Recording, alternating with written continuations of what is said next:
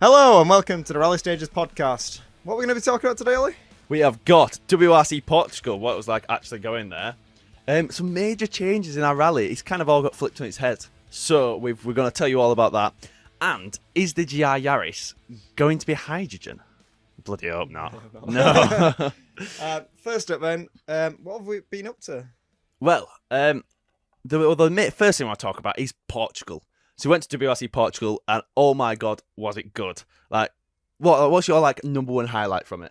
The thing I'm going to look back and remember the most, I'll go for that. And that was Fafe Jump. Oh, yeah. Wow. Yeah, because last time we recorded a podcast was pre-rally, I think, at Portugal. We was already, but since then, if you've watched this vlog, you'll see what's going on, what we got up to, but wow. Basically just beer, really. A lot of more drinking. The video we made was just pure. Right, so we've gone and bought some beer. Right, we're at a pub and we drink some beer. We've only gone and bought 96 beers. It was just beer, wasn't it? It was a bit bad, yeah. Because when his dad's going, all you talk about is beer. And it's like, well, yes, but in fairness, we were on holiday. Yeah, it's a lad's holiday, yeah. Also, it's the Portuguese fans' fault, because we got there thinking we'd do what we did in Greece, like wait until lunchtime when we get our sandwiches out, have a beer then. As soon as we got there, 7 o'clock in the morning, everyone was opening beers, and we're like, well, when in Rome, innit? So that first day, we'd hiked to the top of this hill, and it wasn't that late in the day, and we'd, everybody just sat there, shirtless, sun's out, deck chairs, beers. It was 9 o'clock in the morning. It was so early, and we're just like, what? But that was good. First day we could hack it. Second day, then by Fafe, we were all absolutely knackered. Because we got back night before. We went to go see M Sport and do a few couple of interviews and stuff there, which was really, really cool. So we got back at 1 o'clock and we had to set off at 3. So we had 2 hours of sleep. Plus we were they weren't really drunk, but a little bit drunk the night before as well. So it was just messy, not with enough sleep. Yeah, we had 2 drivers in his rental car. They were both obviously designated drivers, didn't drink for whenever they were driving. So hats off to Finton and James. They actually put in such a shift. Because Greece, I drove with James then. So it's your turn next, Lee. Yeah, I know. But we didn't drink as much. We had a few drinky, boozy days out at the rally, but not like Fafe. Fafe was just next level. And the lack of sleep. I'm just thinking. So the vlog was all about alcohol. The first thing we've talked about in this podcast is alcohol. Should we get a pint? Yeah. So we need to. But what about the rallying? Okay, sorry, rally. The best. Go on, then. What's your favourite rally moment? Favourite rally moment? Oh, I tell you what, it was a rally-free Clio. So all the cars were jumping and they were going good. 5 or 6, 7 meters. They were going far. Probably further than that. Yeah, maybe probably nearly 10. And then this Clio just comes along. Obviously, had it in his notes. It was flat when it's not a flat jump. And he just flew further than the other Rally 1 cars. Nobody was videoing, of course. And it was just everyone was chilling, sitting down, watching him go past. And one just goes mental. Everyone got up and cheered. It nearly crashed. And that was probably the best thing. It was mega. That was the one where the bumper came off. Yeah. Oh, yeah. He either he got the notes wrong or just thought, you know what, I'm going to go out in style. Maybe he was, I don't know, maybe dropped down a few places in that day and just thought, well, got something to show for it, and it's that massive photo of him flying over. I haven't seen a clip of it though, because I don't think anyone was videoing it. Well, it's at the end of the day, and I'll be honest, one thing that I think we can be proud of is us British fans, us 4. Yeah. We were there. It started raining. We were there till the very last car. And even then, we're having a great time. And Portuguese fans, as soon as it started raining. Yeah, there were about 15,000 people there, and then as soon as it started raining, everyone just hibernated. There must have been 200-300 there. What the? Yeah, but it's probably because we're used to it. Every rally we go to, it's in the rain. For them, it's probably rain. Yeah. We don't rally in the rain. We only go out when it's nice days. So. Well, what was it? Outside of Fafe Jump, what was your favourite spot? So we had the first hairpin. We had a really fast right-hander. Then we had what was Saturday's spot like? Saturday Amarante was down by the. Oh yeah, well we trekked for about an hour and a half, just going these horrible dirt paths in what was it? A Renault Capture. Yeah. Oh my God! And then Finton tried to get up I don't know what degree. I don't understand degrees, but that steep, just full with rock. It might have been a 1 in 10 up to it was steep. Up to a 1 in 5, and that was in a 2-wheel drive Renault Capture, and it was so gravelly. It didn't make it up. No. I think I could talk about Portugal forever, but you've got to have to watch the vlog. Yes. It's just for the clips. It's so funny. I'll have a watch of it and see what you think, and if you want to skip along to the actual rally bit, whatever. No, you don't want to skip. Don't skip. No.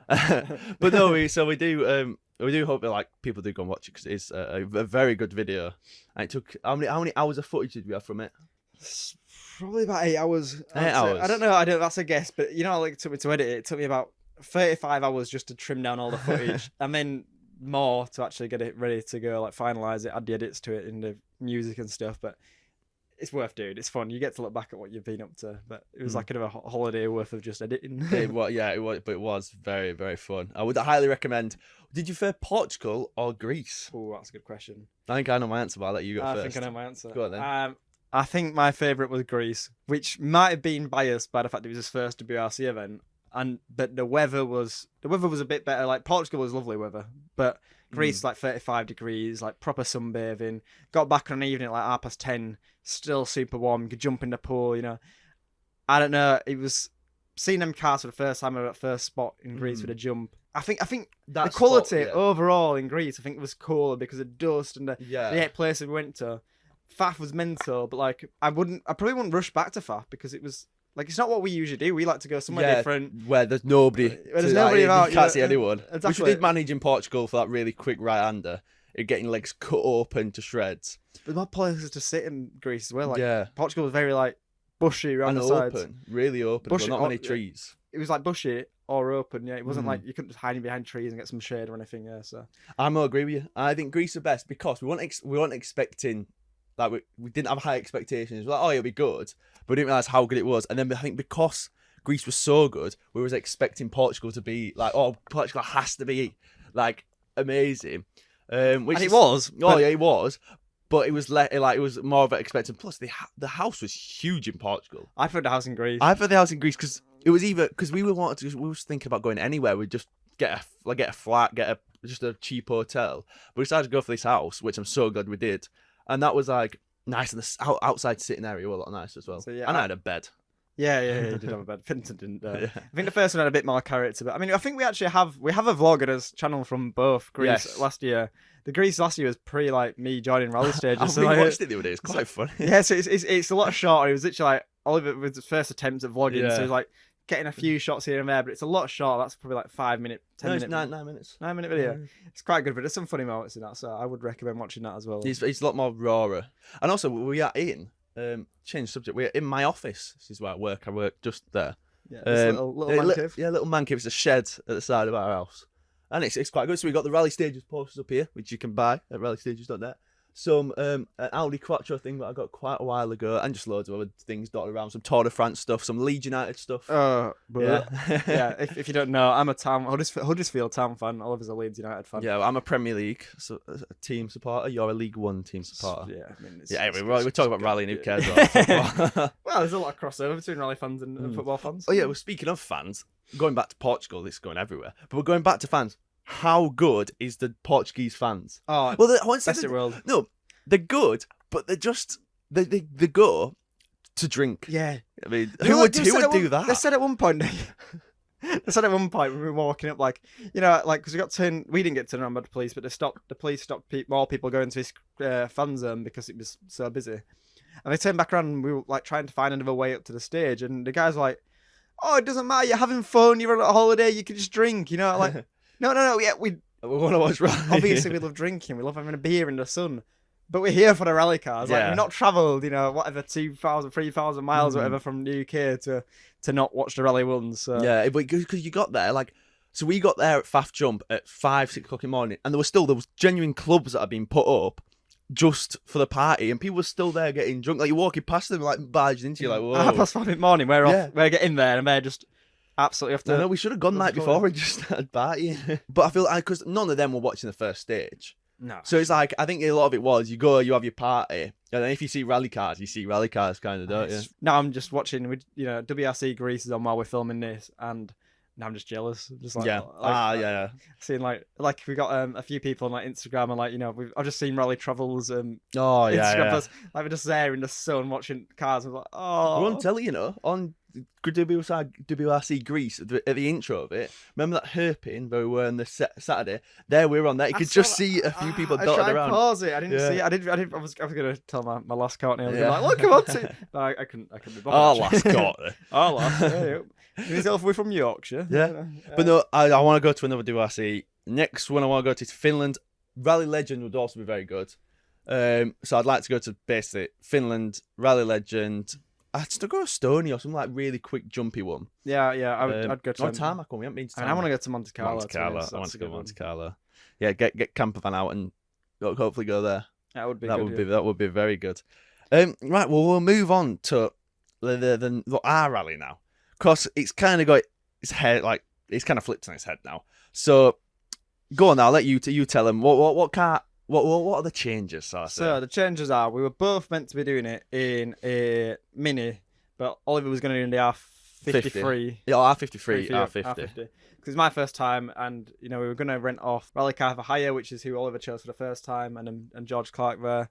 But then we figured out that there's been a change in the rules, the regulations this year, which is really hard to read. I had to read all the way through his documents to try to find it. Yeah. I even asked ChatGPT to help me. Did it help? I didn't know. I know. Useless. I had to go find it myself, like old-fashioned or what. Anyway, we found out that you have to do 4 rallies in... Complete 4 rallies.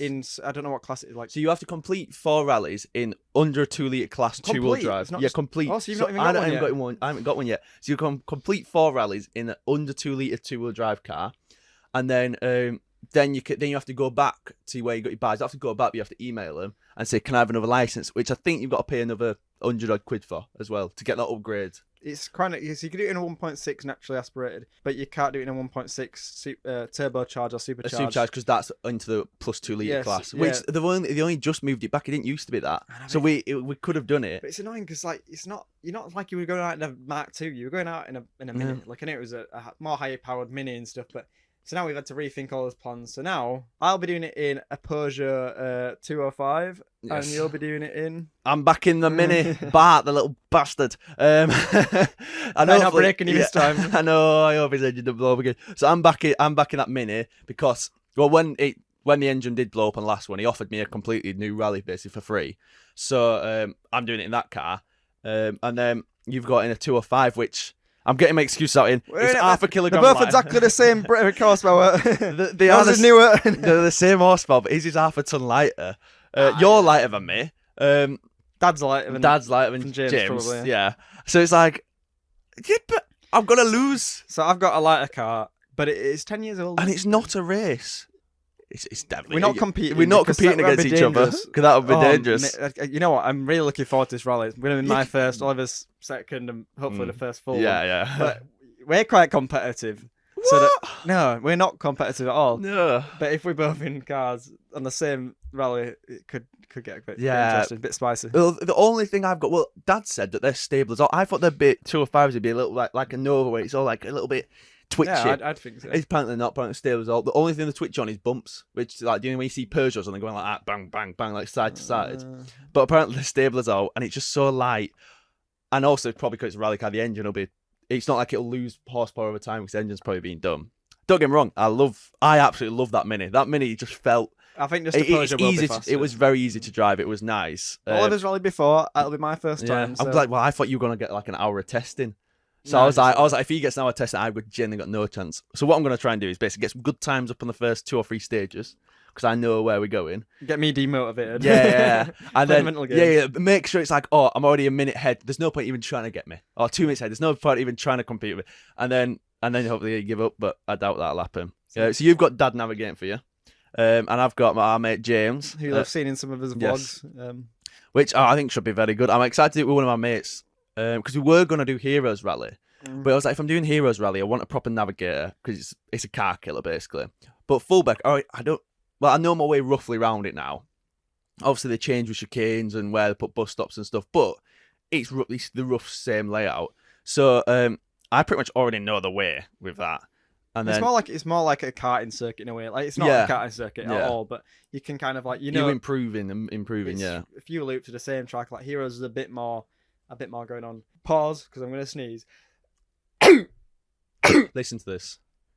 Hey. Wait, what? You only did 2? He normally goes, The podcasting, I didn't want to embarrass myself. Well, fair enough. Hay fever, it's a killer. Yeah, so we've changed rallies. So now we're doing Fulbeck instead of Heroes Rally, which I was a bit like, I want to do another one, but I'm actually quite happy because you can push on a bit on the Fulbeck. There's a lots of bits. You don't want to go too wide because there's ditches, but you can you can push out a bit more than you could on It's Heroes. quite wide. It's an old airfield. Yeah. I'm happier doing Fulbeck because although like I want Heroes looked funner like in Yeah. a way, like there was more going on, more corners and stuff. But like for my first time, I'm not stressed about it. I'm not nervous. Like like I'm excited. It's getting in a rally car. You know what I mean? Well, here's the thing. So I was stressed about how would I steer it. Obviously, I know how to steer a car, funnily enough. But how would like I've seen you crash into a wall before.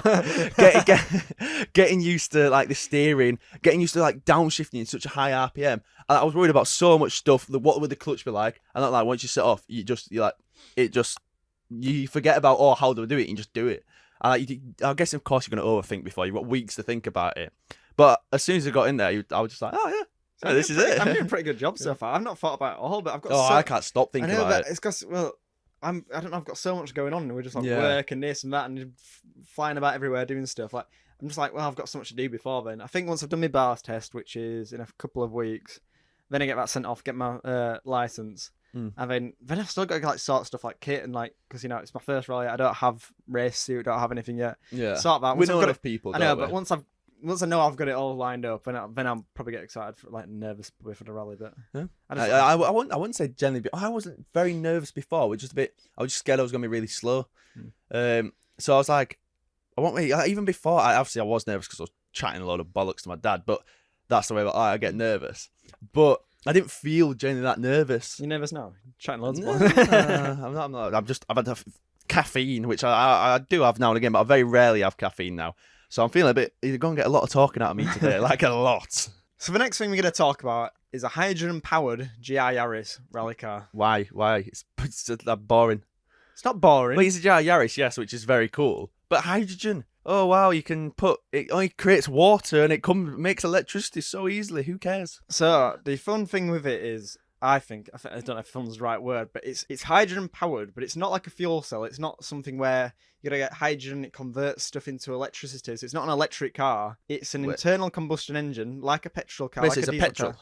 No, it's But just powered by hydrogen. Yeah. So that's why you want it in podcast.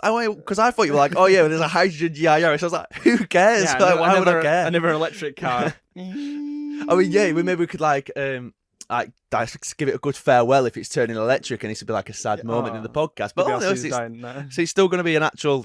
So yeah, proper an actual car. So so it's actually been a thing for a little while, but I've not really heard about it until I heard about it at the Belgian rally. But yeah, it sounds like a normal car. Like it revs up. It's still got the same 1.3 litre engine. Was it 1.3? 1.3 3-cylinder engine. No, 1.6 3-cylinder engine. There we go.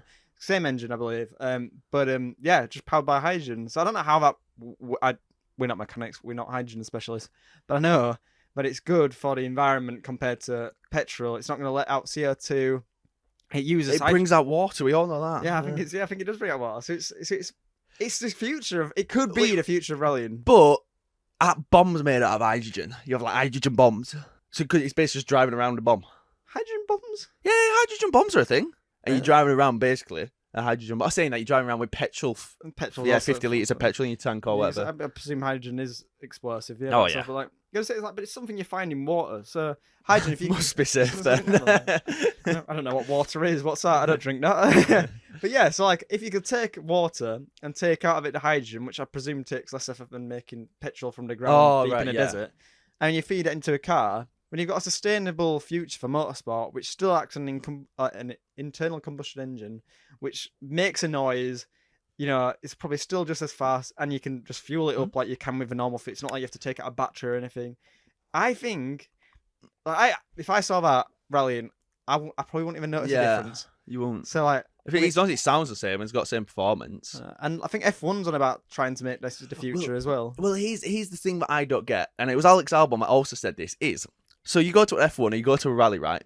There's 50,000 people there that go there. There's 10,000 trucks that go there. None of them are on hydrogen or electric or hybrid motors, but the cars that just go around for an hour or two, they are. It's like that is the most pointless thing, is actually making the car the part of it. I know, but you say that, but it's also like leading from the front in it. If you develop all these technologies come from like F1, I don't know, rear wheel steering probably came from rallying. I don't know, 4-wheel drive came from rallying with the Audi Quattro. True. You get these technologies to bring into the top of the sport, and it filters down to normal cars and then probably trucks and stuff. But Well, that's why Hyundai are having a hissy fit right now, aren't they? Because they want it to be not hydrogen. They want it to be electric and petrol, or whatever, just electric, something like that. So their plan is because it wants to show off what they're going to develop in the future.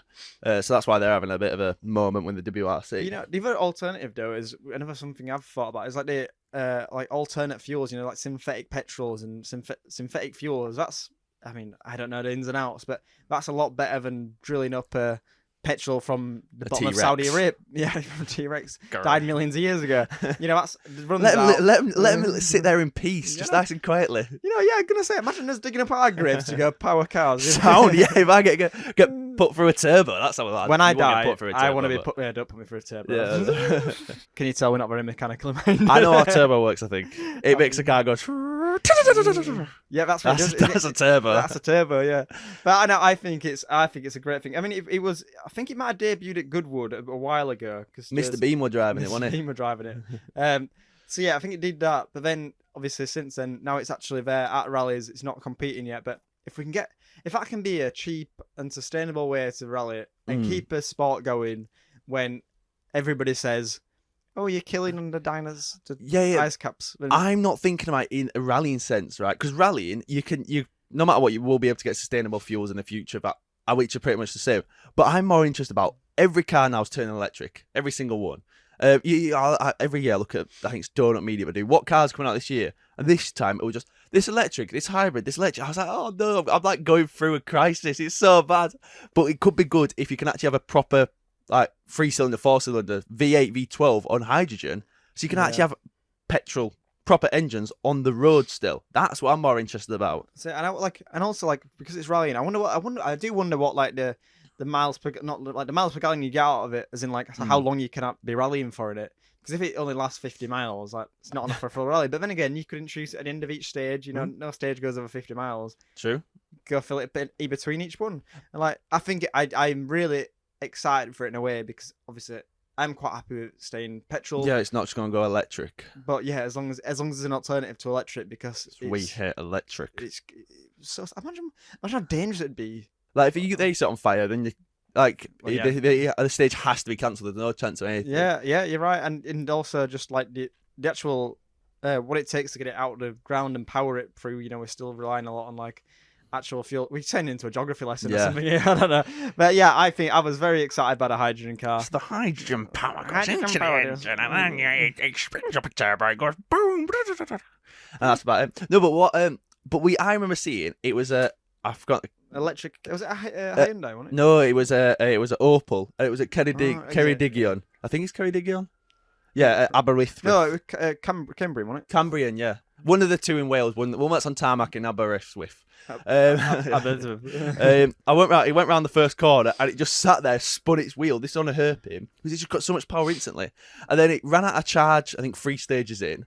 And then it got charged back up, joined a little bit later on, and ran out of charge again. And then the next day after that, it ran out of charge again. It was useless. I they've spent so much money making this, electric Opel they'll only get better, though. I mean, there's new ones out. I'm trying to think.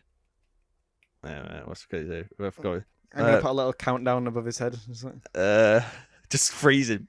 Actually, I already did this one. You'll have to do this. Let me just think. Here we go. I've got it. Maximum Attack rallying. He went to France to go watch it, and there's loads of electric like 205s and stuffs there. I mean, of course, it's gone better in the last. I think it was 2019 that I went, so it's obviously got a lot better since then. Not that I want it to get any better, but and they're heavier. They're not as like lightweight or they're not as versatile. You still have to charge them and stuff, and when they set on fire, they're bad. So now hydrogen could be the next step forward.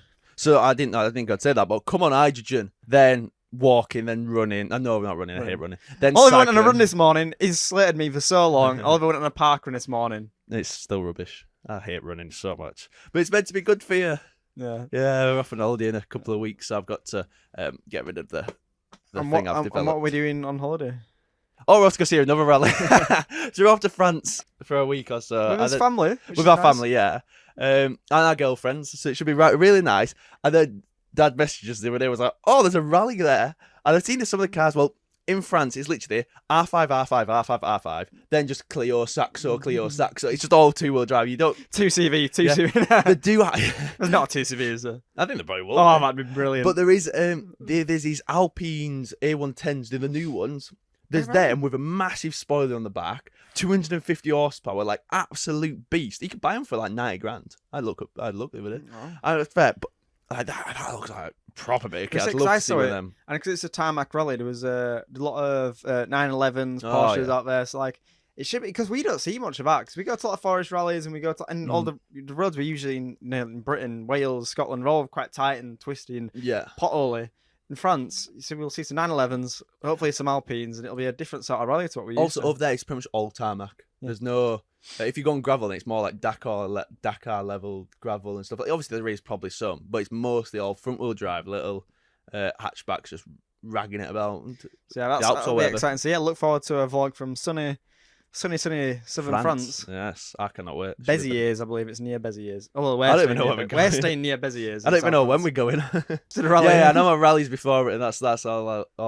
Which is good, cause I remember after I finished the rally, blew up the engine. I was like, if you just go back to normal life after that, it's so hard.